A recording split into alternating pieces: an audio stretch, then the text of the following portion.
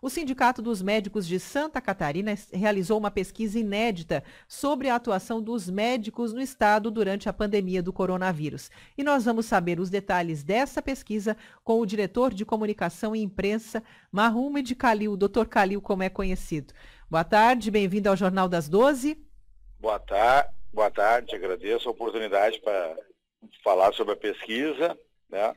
Nós é que agradecemos. E para a gente iniciar, qual era o objetivo principal dessa pesquisa quando vocês lançaram esses questionários, esses 350 questionários aos médicos aqui do estado? Então, o objetivo principal era saber as demandas dos médicos no estado, tanto sindicalizados como não, saber as demandas deles e cobrar dos gestores públicos, né, sobre essas demandas, sobre a falta de material, de IPI, condições de trabalho e outras, como foram as questões ali aplicadas, né? Doutor Khalil, Ramon falando, boa tarde. Boa tarde, Ramon. Por que o que levou à realização desta pesquisa para vocês? Então, por ser uma doença nova, né, não se tinha muito conhecimento sobre o Covid-19, inclusive as equipes de saúde.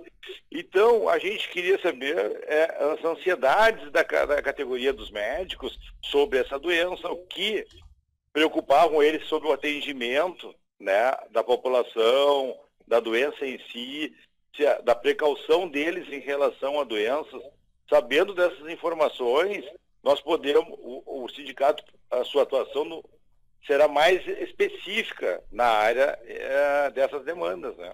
E o que vocês receberam de retorno? Assim, quais foram as principais reivindicações da categoria? O que vocês perceberam que se repetia entre os médicos? Então, o que se repetia muito era as condições de segurança, né? Que de um modo geral os postos e hospitais ofereciam os IPIs, isso foi bem solicitado e respondido pelos gestores, né? Mas a ansiedade em relação aos contratos de trabalho, isso aí deixou um pouco a desejar. Por exemplo, a categoria de médicos que deveriam ser afastados com mais de 60 anos ou comorbidades, se tem contratos precários, eles deixaram de se afastar. Eles continuaram trabalhando para manter a sua remuneração, né? E alguns colegas que tinham contratos na pessoa física, como os concursados ou com prefeituras sem PJ, esses conseguiram ser afastados, receberam a sua remuneração parcial ou total. Isso foi importante para a gente ter uma noção desse pagamento, né? Então, o senhor acredita que essa pesquisa ajudou a montar uma estratégia melhor para o combate ao novo coronavírus?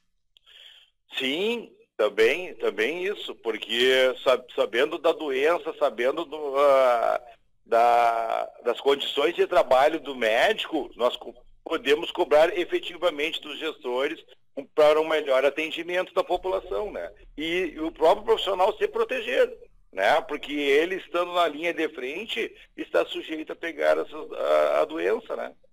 Pois é, justamente a comunidade em geral, a sociedade que não está diretamente ligada à questão da área da saúde, né? Mas as pessoas já têm medo, né? Incertezas, até porque a doença é nova, ainda não temos a vacina, o tratamento também é avaliado individualmente, dependendo das condições de cada paciente.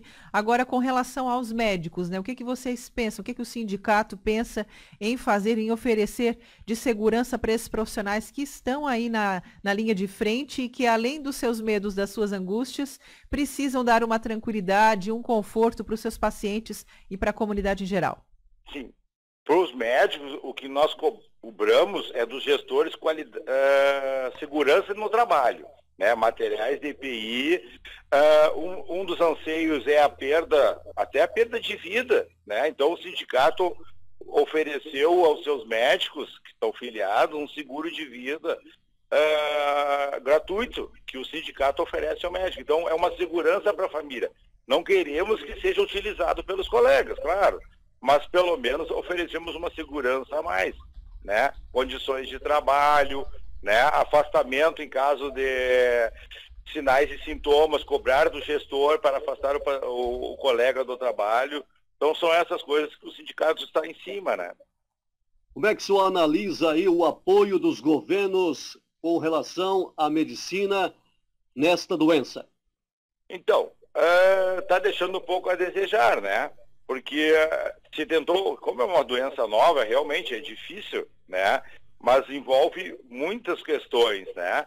Então, aumentar o número de leitos de UTI foi aumentado, mas talvez não suficiente. Isso o tempo vai nos mostrar, porque apesar de tudo, Santa Catarina ainda está sob controle a doença, né? Então, vamos ver. Esse questionário ele foi aplicado, vocês aplicaram mais de 11 mil médicos e teve a participação de 3%, o que valida os resultados com uma margem de erro de 5% para mais ou para menos. Vocês pretendem fazer novos questionários, outras pesquisas, de repente com temas mais específicos também? Então, a taxa de adesão não foi tão grande porque é uma pesquisa voluntária. É difícil você pedir para um colega responder. Conforme aumenta a ansiedade, os anseios dos colegas, talvez futuras pesquisas tenham um maior número de respostas. Mas só com essas a gente já tem um embasamento da atividade do sindicato, né?